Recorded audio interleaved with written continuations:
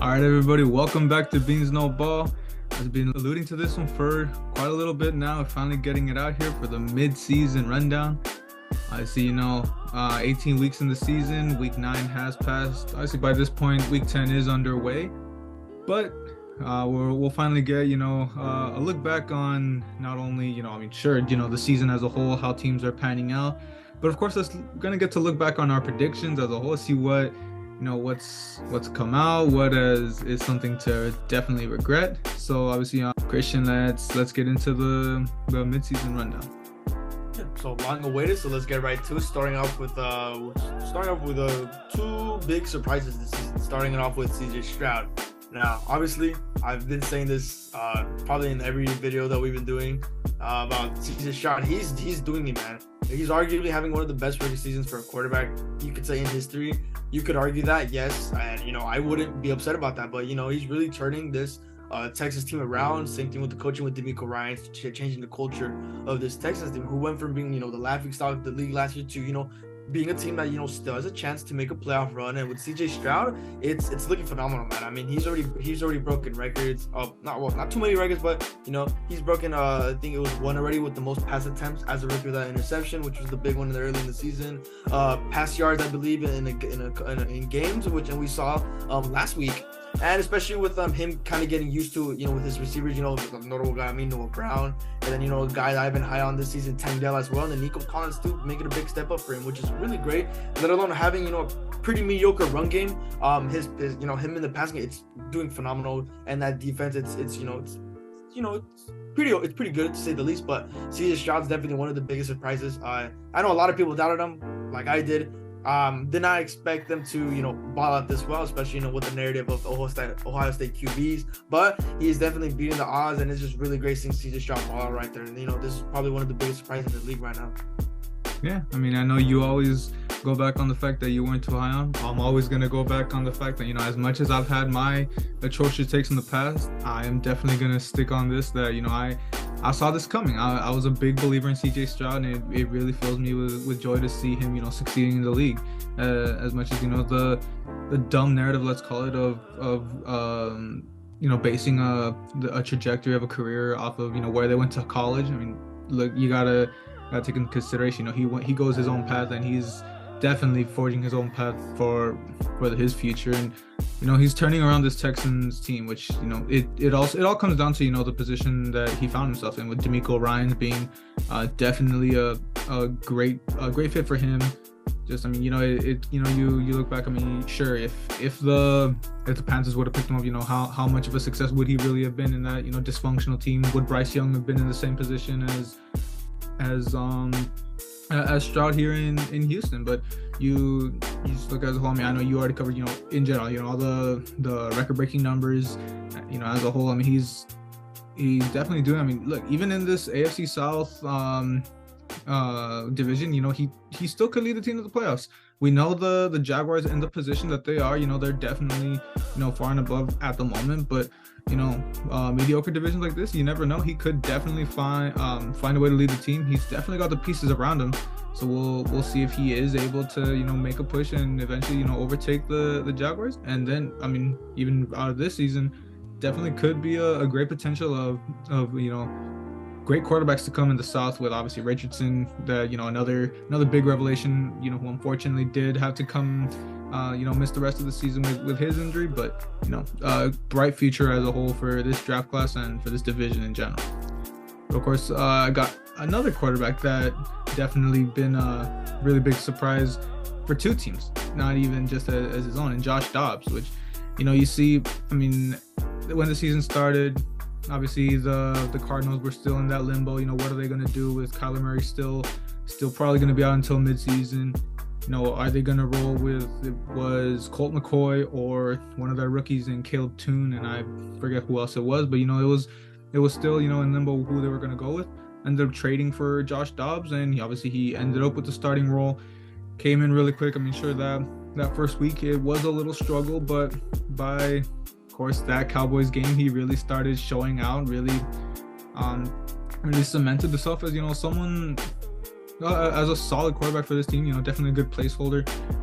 As we said, we saw what he was capable with the Titans. I mean, it was a rough showing last season against your Cowboys, but as a whole, you could see the potential. And obviously, once he was traded to the Vikings, we talked it up.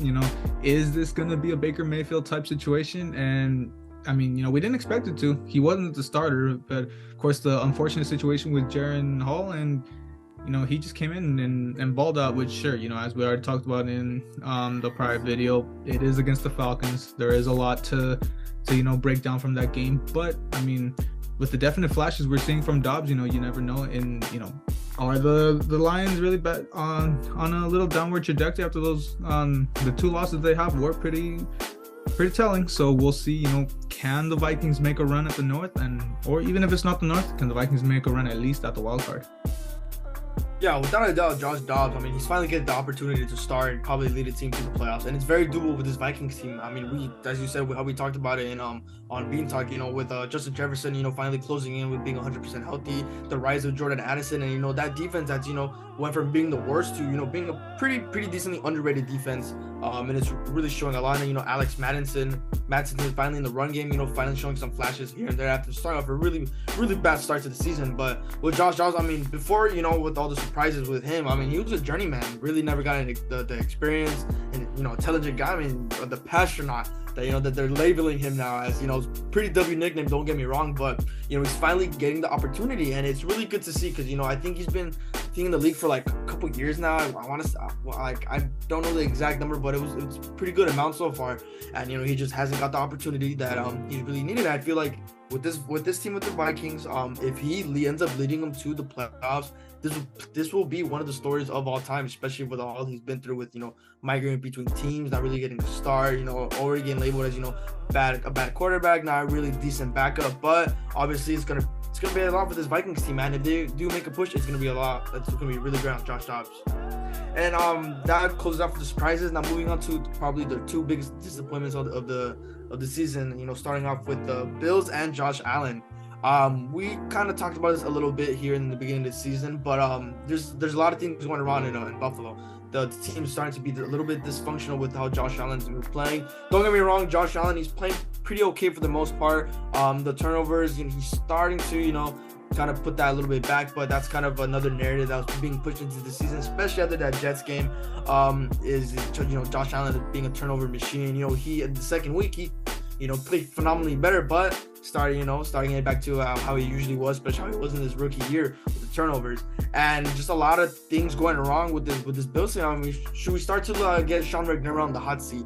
I mean, he's a pretty decently good coach for the past couple years since he signed with the Bills. And don't get me wrong, Sean McDermott, he's a good coach for the most part, but they're starting to look at a couple of things that really starting going on with this Bills team. I mean, if we really want to look into retrospect, Bills could realistically be 3-6 if it wasn't for the refs, and if Chris Godwin had a little bit of awareness in the Hail Mary not that long ago. So if we want to be for real, Bills could be a losing team right now, and it looks a little bad on me since I did have them at my 2nd seed.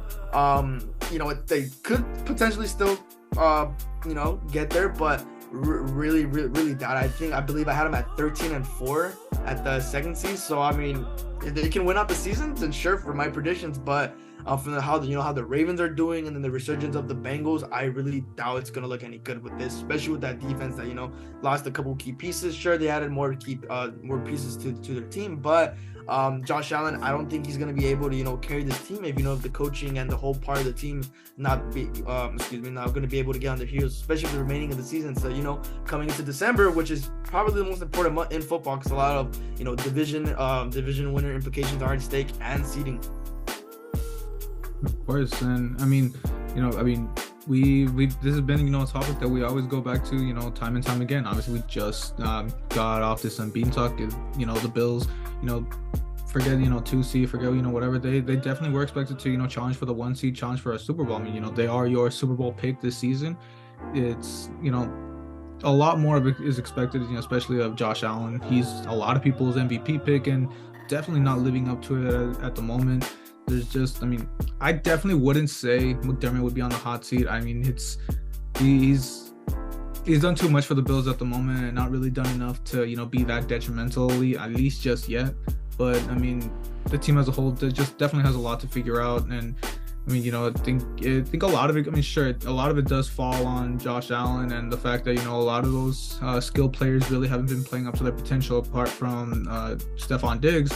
But the defense as a whole in general is, that, I mean, I guess, we're basically repeating our segment from Bean Talk, but it's what reigns true. That really subpar defense that was expected to be, at bare minimum a top 5 defense in the league this season. Not on top of that, adding Rasul Douglas is, definitely just shows how much of a disappointment it's been little by little. That, I mean, sure, Rasul Douglas just got here. I know he was already there for a while, left and came back, so it's probably going to take him a while to come back. So we shouldn't expect, like just like that, the Bills to, just shoot back up. Maybe Rasul Douglas will be a key piece that will help them to some sort of defensive resurgence. But at the moment, nothing is being seen. So it's just something that, in the second half of the season, it's something that definitely needs to wake up with Buffalo. And it's time will tell if they actually will, or right now they're out of the playoff picture. It depends on if they're going to stay there, if they're actually going to wake it up and do something about it. Of course, one last disappointment. This one probably 10 times worse than anything we've seen in any of these other disappointments. The New York Giants. Definitely, I know, Christian, you are definitely flying about this. Ever since week 1, we were wondering what the hell was that? Was that a little fluke? Was it just I mean, anything happens week 1. We've seen it in the past, and if this was just a little fluke game for the Giants, definitely wasn't. We're definitely seeing it's just really become a trend. The Giants are really suffering. I mean, ever since the 40-0 loss, then that game against the Cardinals, that sure, they pulled it out and they won, but I mean, at what cost? You were down, I believe, 21 points to one of the worst teams. I mean, sure, in retrospect, Josh Dobbs, he was on that come up, but as a whole, it was just an ugly game against one of the worst teams, which that team at the moment has the first overall pick at 1-7. And just in general, time and time again, they're really just disappointing as a whole. They played probably their best game against the Bills, a really struggling Bills team that sure, they did get hold on by the refs and multiple times, but just in general, I mean, now, I mean, on top of just their performances as a whole, now, the injuries are really killing them. As Darren Waller obviously, always had those injury troubles, back on IR now. Danny Dimes, as he's the big one, torn ACL, obviously, prayers go out to him. Hopefully he can come back strong. I mean, we'll see if he comes back to the Giants next season. You never know. I mean, sure, he signed that big deal. How much, I mean, what are they gonna want to do moving forward with, I mean, sure, you don't have too much to look at. I mean, right now you're stuck with Tommy DeVito, and what are their options going to be? At least probably next season he will still be there, but moving forward after that, you really don't know. Especially, and he's already been subpar, and now coming off of a detrimental injury like that, it's definitely something to keep an eye on in the future. But I mean, their problems stem way further than just the quarterback position. Obviously they did trade away probably their top defensive piece aside from Thibodeau and Leonard Williams to the Seahawks. Teams definitely unraveling after probably their best season since 16. Dable was touted as one of the best offensive minds for a while, coming off that Coach of the Year win, and now it's everything's just simply falling apart for the Giants. Yeah, so I'm not going to sit here and bash the Giants looking at my looks. We play them tomorrow, but a lot of things were going on with this Giants team. They're getting so hyped up in the offseason, so much trash talking on Daniel Jones. They're better than Dak Prescott. Like come on. I knew you had your speculation of me choosing the Giants to do worse than the Commanders in our prediction video, but hey, was I wrong? Clearly not. And I kind of expected the Giants, especially after that huge contract with Daniel Jones in the offseason. They're paying $40 million to that man. Obviously the injury, it sucks. Really, prayers. But when you really got to think about that was honestly a horrible move. I mean, Daniel Jones, what did he prove other than that playoff win against the Vikings team that they can't be good against good teams? And I showed it, and then for them to get absolutely swamped against the Eagles, which is very expected. I saw this from a mile away. And I'm not gonna eat my words because I was correct. The Giants, everything's very dysfunctional for them. I mean, Daniel Jones, he did not live up to that $40 million quarterback expectation. I mean, we clearly saw, obviously, I'm not going to put the fault on him because, yes, he had a horrible, he has a horrible O-line. That O-line's horrible. I mean, Andrew Thomas has been getting like cooked like pretty much the whole season. I mean, a lot of injuries on that line as well. And then especially with how you said right now, that defense, it's, you know, it had some glimpses, it had some hopes, but really not really showing anything, especially with Tommy DeVito coming in here. And then seeing how he's gonna play against my Cowboys tomorrow, it's gonna be a game. It's gonna be a game without a doubt for my Cowboys part. And I think at this point the Giants, they really shouldn't compete at this point. At this point, try, you know, especially with the Bears and the Carolina Panthers game with the Bears winning, which, you know, we'll discuss that in the weekly recap. I mean, with the number one pick situation, who knows? Maybe the Giants could possibly, you know, get that with Caleb Williams. But there's still a lot at stake. Could be a bold take, but it is very possible depending how the whole season plays out. But this is definitely one of the, I would say, probably the biggest disappointment of the season. They call it since the offseason. It's just really expected, but it's gonna be a lot of decision making coming this offseason with what they're gonna do with Daniel Jones, especially coming out that ACL injury. And now moving into our storylines, we're just gonna close with the top three. Starting off with probably one of the sensational ones of the season right now, which is the Dolphins. The Dolphins, they're doing great.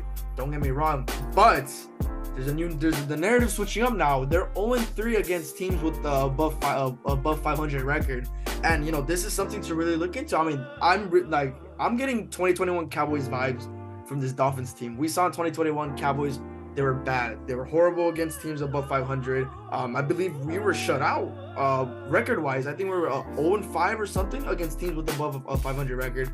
And it proved again in the playoffs against the Niners. I'm getting vibes from this Dolphins team. Yes, Tua, he's, you know, he was in the early MVP conversation in the beginning of the year. He could still be with stats he is, you know, especially with, you know, big name receivers like Tyreek Hill and Jalen Waddle, and then Raheem Mostert. You have a great run game as well with Raheem Mostert and Devon Chain. But when it comes to playing good teams, I mean, it's really something to look at, especially come playoff time. We saw that with the Vikings last season as well. That was another narrative with them where they were 11-0, one-score games, and you know, come playoff time, that's where they really fumbled. That's where they really choked. I'm really getting the sense of this with this Dolphins team, and you know, especially coming to December, like I said a little earlier, right now, December football is probably the most important month in the NFL season with seeding and playoffs and division and the line. And with the AFC East here, they're gonna run away with the division without a doubt. Don't get me wrong, but they could potentially be a first round exit if that's the case. If they cannot, you know, do well against these teams above 500, especially when you got teams like the Chiefs, the Ravens, the upcoming Bengals, and even the Jacksonville Jaguars. You know, that we said before, the AFC, it's a powerhouse. It's a really tough conference to potentially get a number one seed in, especially, you know, with the Chiefs always doing well. But you know, I really hope the Dolphins do turn it around. You know, Mike McDaniels, he's a great coach. Don't get me wrong, has a really great offensive mindset. But they really got to do something around here. They potentially want to make a run in the playoffs. I mean, as much as, you know, I definitely, you know, I touched up on this narrative back in the recap, and you know, it's definitely something to look into. I definitely get the comparisons and the parallels you're seeing with, you know, other teams that, you know, do kind of struggle with the, you know, this kind of narrative. But I don't think it's as much, you know, to be too worried. I mean, sure, you know, right now, I mean, I think, you know, the main thing you look at, you know, that Eagles game, you know, they really were holding themselves on penalties. So, you know, you take that with what you will. And I mean, you know, it's the key thing here is, you know, the Bills loss, you know, it's really looking ugly right now. You know, the Chiefs loss was just, you know, really ugly first half, and then it all, I mean, sure, they had that chance, but, you know, 2 in the clutch, it's, you know, it's not looking the best. So I think that's the bigger thing that you really got to worry about is, you know, 2 in the clutch. How much can he actually grow in that role? And, you know, I mean, as a whole, I kind of share the comparisons with you. You know, that, you know, it's looking that they could probably, you know, struggle in the playoffs. I mean, I definitely don't think they're going to run away with the East just yet. I mean, sure, where a lot of people are counting out the Bills at the moment, but, you know, they definitely can wake it up at any given moment, and, you know, take, you know, they are just a game back right now. So it's just to wait and see, you know, who does actually pick it up as a whole. But like, I know I had them in my conference championship games, you know, against the Bengals, which of course I'm going to get into that again right now in our playoff recap. But, you know, there's there's a lot to look forward to for the Dolphins as a whole, and I really don't think it's too much to get alarmed just yet. But if we keep seeing this, if they aren't able, I mean, because I know you say, McDaniels, he's definitely a great mind. He's one of the top coaches in the league at the moment. I'm really high on him as a whole. If it wasn't for the great success of Dan Campbell and definitely other coaches as well, McDaniel could definitely be in the running for Coach of the Year, and he'll definitely be a finalist. I would definitely have to say, but there definitely are things, there's a lot of teams out here that really have to, wake a lot of things up, and the Dolphins definitely are one of them, at least in this regard. Of course, we'll move into one more storyline in this season, and it's going to be, as I just alluded to, the Lions. And this definitely an accelerated rise, to say the least. Definitely, I mean, so many assets to look at this. I mean, obviously, Jared Goff, who himself has really resurged his career after, definitely being, just, discarded after the Stafford trade. People thought he was just going to be a little placeholder, and the Lions were going to end up looking to, bolster up in the draft. And he definitely, took that narrative and just ran away with actually possibly being the next Lions franchise quarterback. We'll see, how all of this can really, go for him. But at the moment, it's definitely looking like he's got the keys to the offense.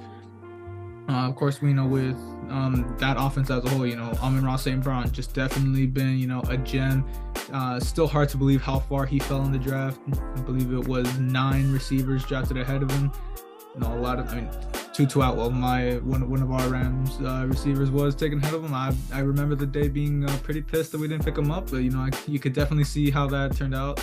And definitely the biggest surprise I think we can agree on for the, at least in this position, and Sam Laporta, just a absolute revelation. Definitely a little Kelsey 2.0 for the Lions in their own regard, and just definitely a high-powered Lions offense.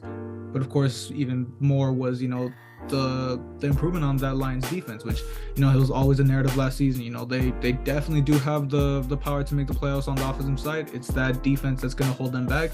And finally this season, we see the defense actually picking it up and actually up their level up to actually even up with the offense. And it's definitely showing, as right now they are the 2 seed, with the Niners kind of taking the dip after that 3-game losing streak. So at the moment we will see, is this sustainable? As a whole, we do see those red flags with that huge loss to the Ravens, and an close but ugly loss to the Seahawks. They are 6-2, but 2 pretty alarming losses.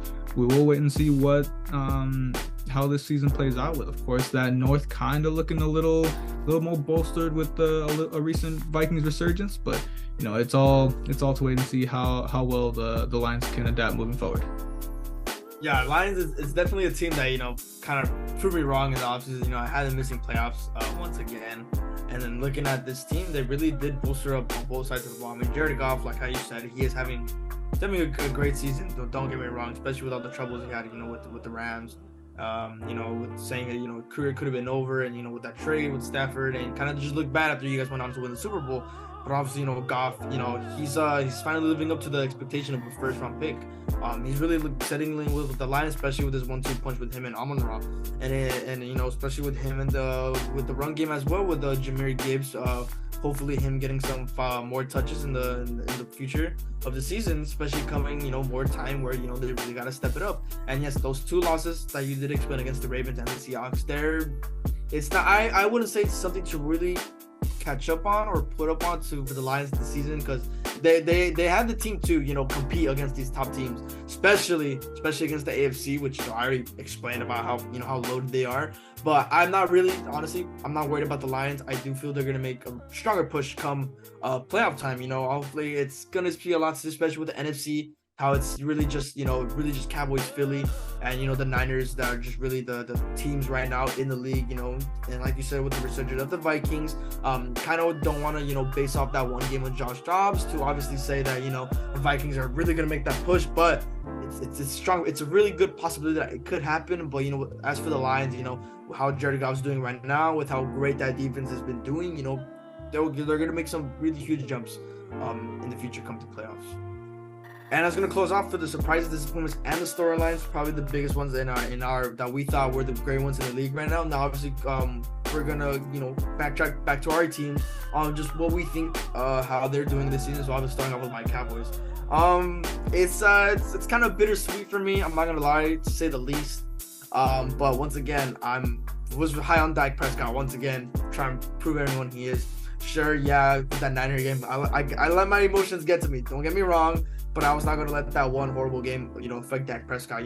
After that loss, I do believe that loss really stepped it up. And, he's been putting this team on his back for the most part. Aside from that Rams game where, everyone did their part, the Chargers game and, the Philly game, he really put this team on his back, especially with, a really, really horrible run game with Tony Pollard, and which I really expect them to take over the running back one spot. But when we're really looking into this narrative, the reason Tony Pollard was really succeeding with us is because, he was the running back 2 with Ezekiel Elliott at the one spot. Zeke was the power back, and Pollard with his explosiveness, he was able to succeed, especially that Vikings game that really showed when he took the starting role. But come red zone, we suck at the red zone, man. I mean, that's kind of the place where I really miss Zeke, is the red zone, and it really showed again in the Philly game. But obviously, aside from that, I'm not really too worried about my boys. The way Dak Prescott is playing right now, hot take, you can say it's a hot take, but realistically, the way Dak Prescott is playing right now and how far he can lead the Cowboys, I don't think it's horrible to consider him in the MVP conversation. I'm sure everyone's already saying Jalen Hurts MVP, but come on, when we're looking at his stats, yes, the reason he's in that, because look, Philly, they're 8-1, they're winning. That's why nobody cares, right? But if you really want to compare stats, and sure, most stats can be misleading, but Dak Prescott, he's having I guess you could say a better season than him stat-wise. But it really, just looking at these teams, you can see why people go with Hurts. But regardless of all that, I'm not worried. I'm not worried at all. I feel the defense is gonna pick it up once again, especially with the leaders on Micah Parsons and with Deron Bland finally stepping it up. I still have lots of hope. And this is like the 10th year in a row that I've been saying this about my Cowboys, but it's really just overall, it's really bittersweet with me with this team. Regardless, I'm going to ride over them. I've been saying with this, going to be on Dak no matter what. He can for sure take us. He can take us far in the playoffs, and he's really showing it. But come January, that's where really everything changes. But hopefully, some good can happen with this Cowboys team. Yeah, definitely. There's a lot of good, and there's definitely concerns to see with your team. But I mean, MVP talks. I mean, that you definitely have an argument. I'm not gonna hold you to it. I mean, there's definite comparisons, with him, Jalen, and there. Obviously, me personally, I do have my own take that we will get into when we go back towards our awards. But as for my Rams, I mean, what can you say? I mean, after last season, you could. I definitely, didn't come in here with too high of the expectations, but after week 1, I made the mistake of actually, filling myself with the illusion that maybe this team could compete. After honestly the Steelers and Packers losses, those really brought me back down to earth, and I can really see, legitimate. We really should be leaning towards tanking for a better draft pick, as this year we finally do have that first round pick. McVay's first rounder of his career on the Rams, which is still crazy to believe. Our last first round pick was Jared Goff. So I definitely do have. I'm just hoping we can actually hopefully a top O-line talent falls to us whatever pick we get. And main thing for me, there's definitely so many positives to actually take away from this, that I did expect to at least maybe compete for a 7 seed. Obviously, I didn't take last year too serious. 5-12. I mean, there was a lot going on there, but I mean, as a whole, looking for maybe a 7 seed is still attainable. I mean, sure, I would hope we don't, but at the end of the day, it is attainable. And the positive to look at, I mean, look at the rookies we picked up. I mean, Puka Nacua, at the moment, it is looking like he's falling back down to earth. But as a whole, I mean, right now it's because Stafford, definitely. I mean, Stafford, he obviously still has his favorite target in Cooper Kupp, and even I believe it was in the Steelers game, he was going a little heavier to Puka still. So I mean, it's nice to see he actually does spread the ball out, and he actually gives him a shot. It's just obviously last week against the Packers, what can you do with Brett Rippon? So I mean, thankfully he's gone, and we'll see how if Stafford is able to come back after the bye week, he can spread the ball out, or if it's Carson Wentz to lead the team We'll see how he spreads the ball out. But on the defensive side, definitely have all my praise to Byron Young. Definitely the steal of the draft defensively. It's for sure going to be a definite force to come for this. I really hope we can do our best to hold on to him in the future.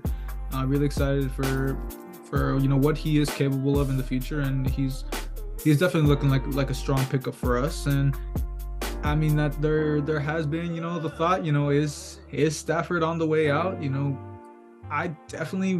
It sucks. Honestly, I mean, you see, we don't know an NFL without Matthew Stafford. He's obviously been a mainstay, that tough grit that we've gotten to know from him. But that is honestly kind of gonna be the death of him in the league at the moment. I mean, we see him just thugging out too many injuries.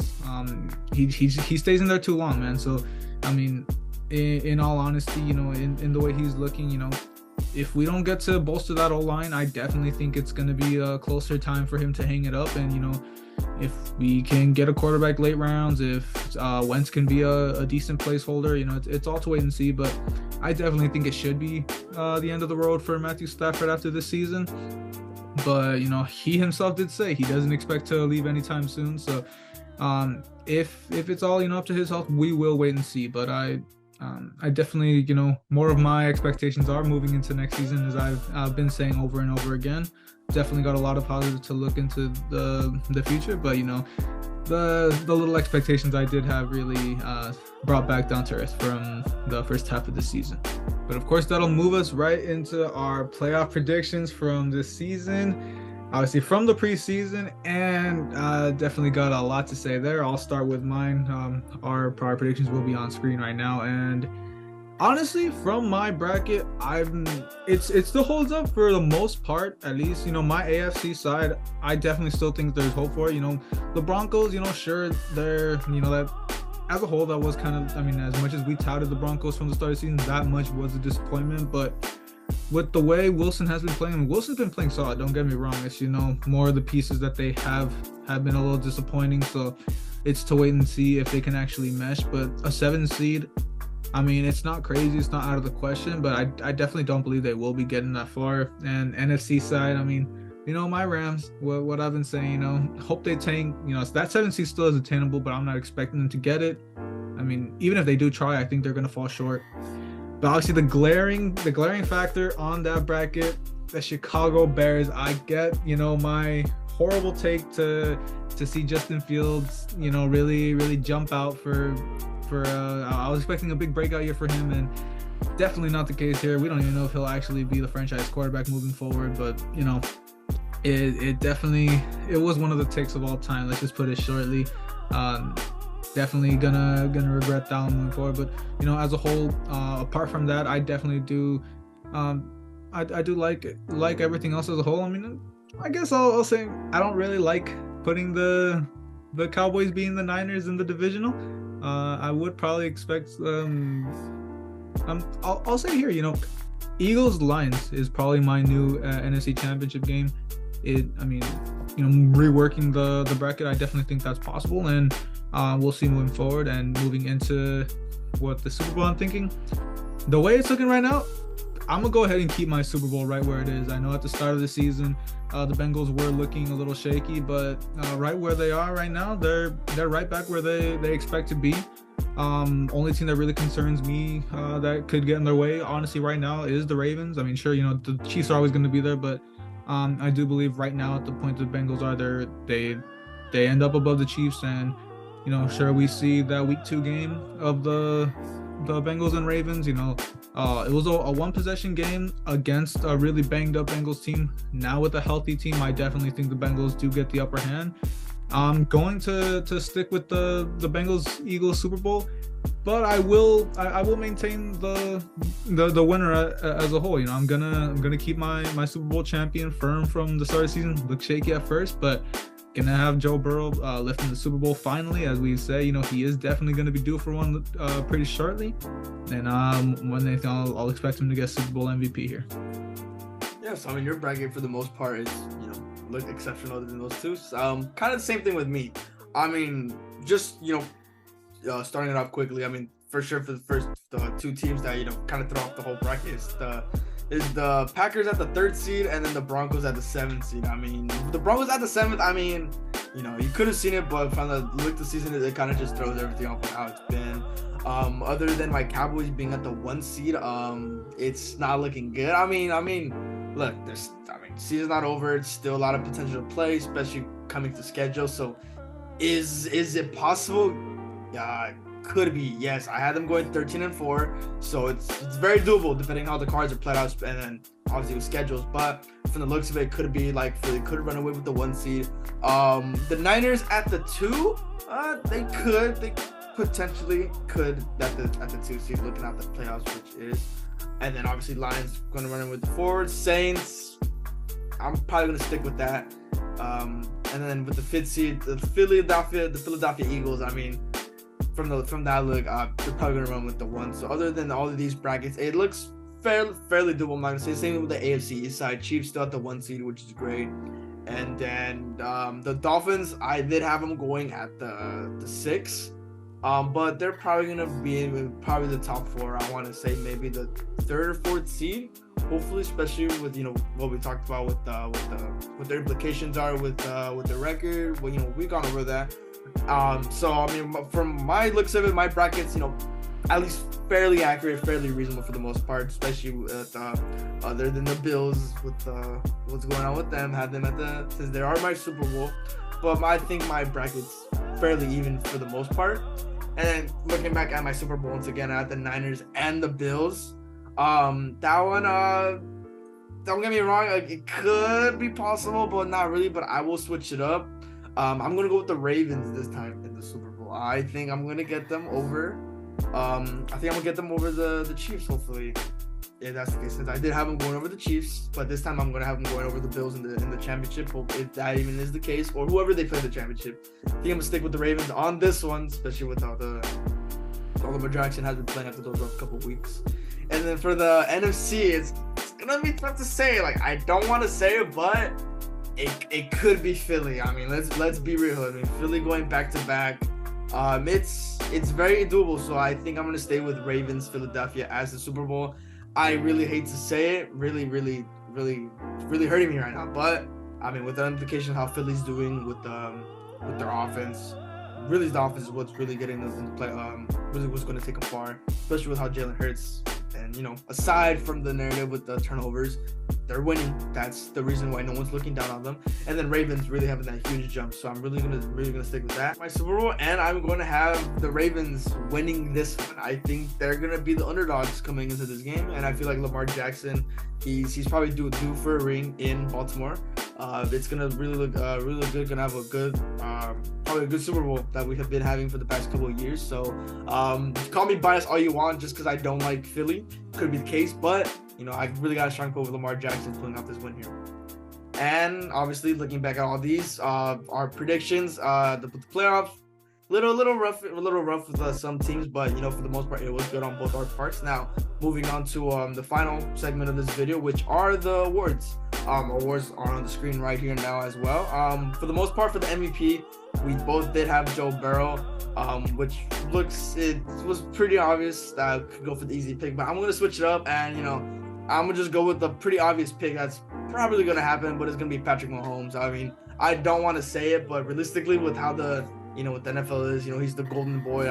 It's probably gonna be Mahomes, especially with, you know, all the other quarterbacks that, you know, have been playing well, like Jalen, you know, for the most part, and then, you know, CJ Stroud, which is probably some people's favorites, but realistically, like, knowing the NFL, it's probably gonna be Patrick Mahomes. I'm expecting a curveball from you, honestly. Throw a big talk earlier, but honestly, for me, I mean, look, I mean, it definitely is a little too far away for Joe Burrow to get back. I mean, he's definitely in MVP form now, but you know, that slow start is really going to kill him. But for me, I think it's more of a wild card pick. But the way it's looking, I'm really expecting. I'm thinking Lamar is coming in for his second MVP. I definitely think, you know, right now, obviously, you know, you've been talking the Ravens up so much. I mean, especially, you know, if your bracket comes out with him leading the Ravens to a Super Bowl, obviously it would take a really great regular season to do it, and I definitely think right now he should be the favorite.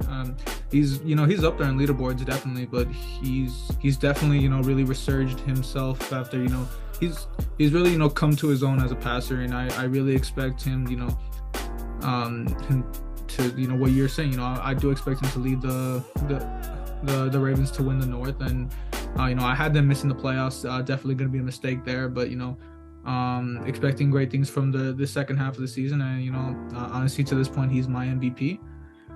And moving into Offensive Player of the Year, obviously this one in its own, for me, I had Jamar Chase, and that ended up being a product of the slow start for the Bengals, just like what we had with Joe Burrow. I know you had Jay Jettis, but he was definitely at a great pace, but unfortunately, that injury is going to slow him down. For me, I'm gonna have to go with.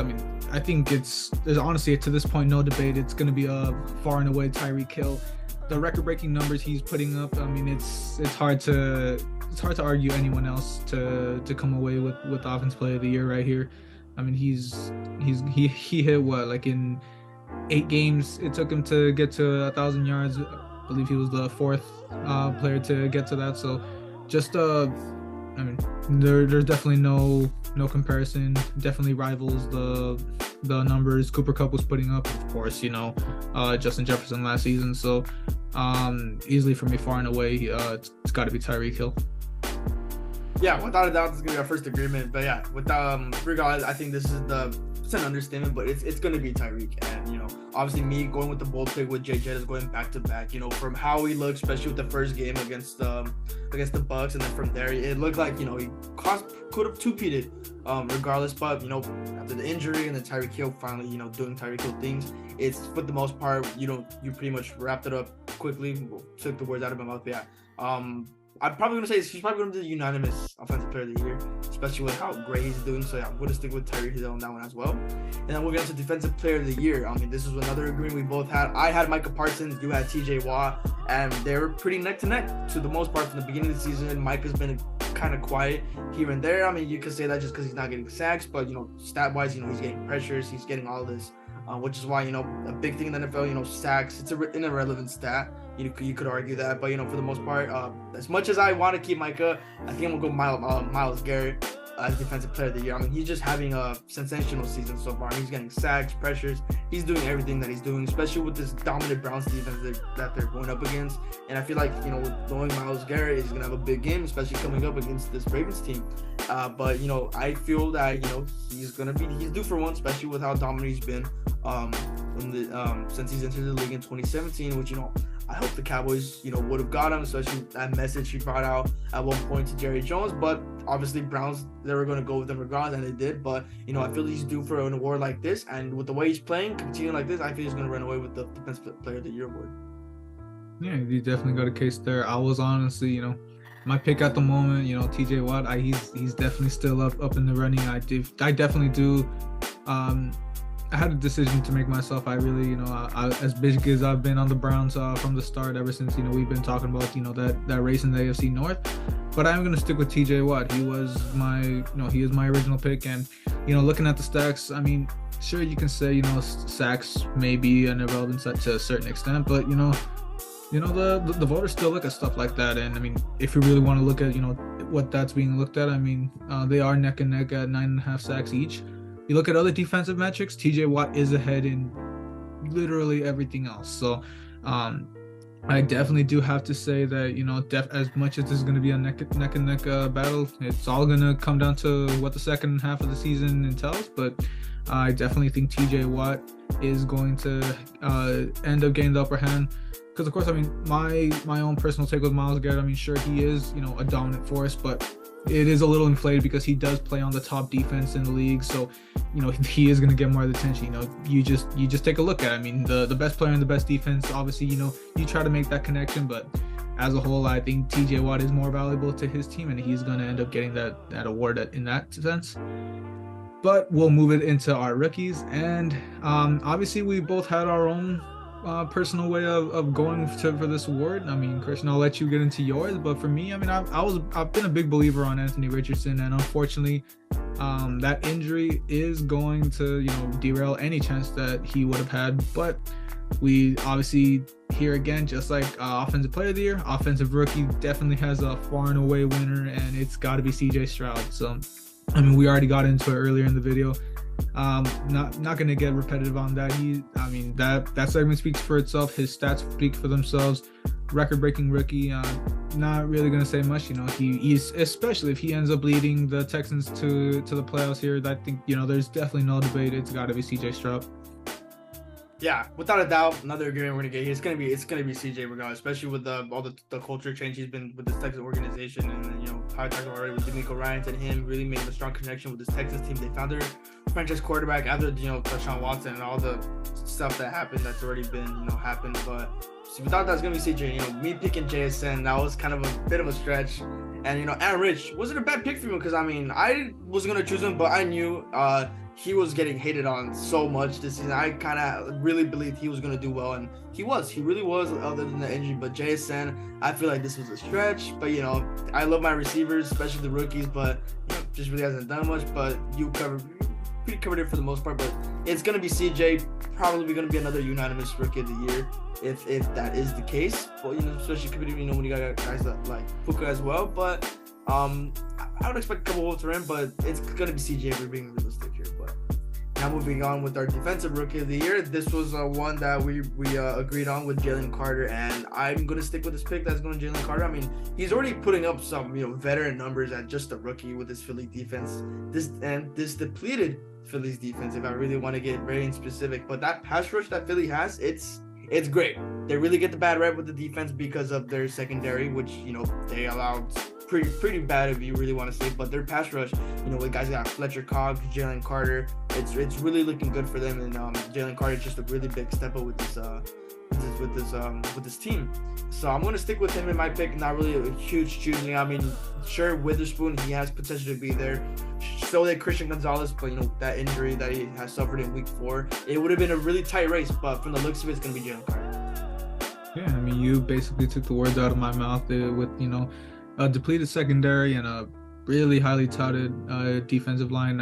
I'm gonna have to go with Jalen Carter as well. I mean, he's really proving himself, and I mean, like you said, you know, he's playing like a veteran. He fit right in right from the start, and I mean, you know, you definitely have other pieces that really have an opportunity. I mean, you see Devon Witherspoon really making a name for himself on that Seahawks defense, and, you know, I'll, you know, let my bias through. You know, Byron Young definitely making his own case, you know, being one of those sleeper picks, a late round pick himself. But I definitely have to give it to Jalen Carter. Gonna be the easy pick here, and, you know, he's definitely proven his worth in this Eagles defense.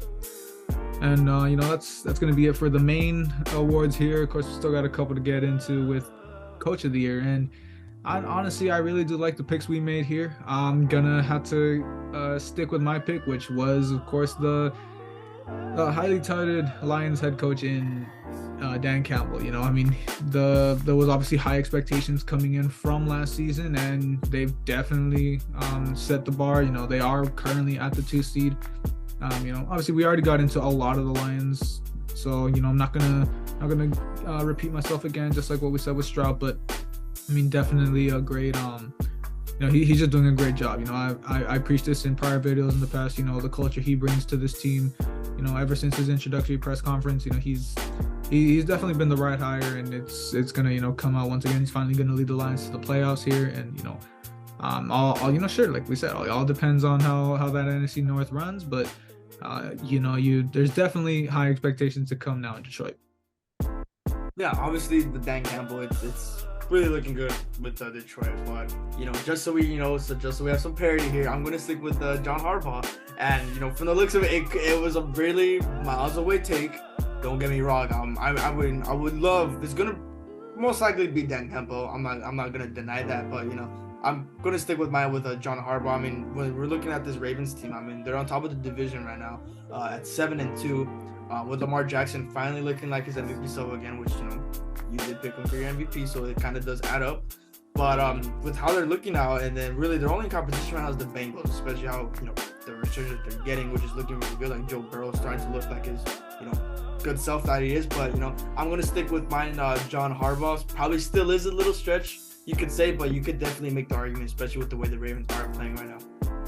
And then closing it off with our comeback player of the year, I think this one's we're not really going to get too into it, since it's pretty straightforward. But I mean, it's going to be DeMar Hamlin. I mean, it's not like it was without a doubt. I mean, he already set foot in the Patriots game. All he had to do was just play one snap, and he's got the award on lock. So not really going to elaborate too much on that, but still a great story. Don't get me wrong, still a great story from what he overcame, especially with that life-threatening conditions he did get last year. But it's going to be Damar Hamlin without a doubt. Yeah, obviously we're gonna agree here. There's definitely gonna be no disagreement for that. I mean, just like we said, I mean, it's parallels to the Alex Smith situation. Definitely really expect him to. And honestly, this wasn't a part of what we're saying, but he's definitely a great candidate for Walter Payton Man of the Year with all the community stuff he's done. Bringing the awareness to CPR. So it's definitely gonna, he's. I mean, sure, say what you want. There's a lot of people, they don't like, how much, this has been stretched out. But, it's definitely a big topic in the league. And it's, he's definitely been a great humanitarian to the league. So I do believe he'll come away with comeback player there and, Walter Payton Man of the Year. But of course, that will wrap us up. Definitely probably our longest video of the season. We definitely had a lot to get into, squeeze in 9 weeks of the season and, of course, some predictions. So that will wrap us up here. Definitely, this will be, I believe we'll be coming out Saturday. So by tomorrow, we will be getting out the Sunday chat. So hopefully everyone can come back to watch that. Definitely appreciate all the support, as we definitely have seen a little more than last season. So we do appreciate that. And, we'll see you guys when this next video comes up.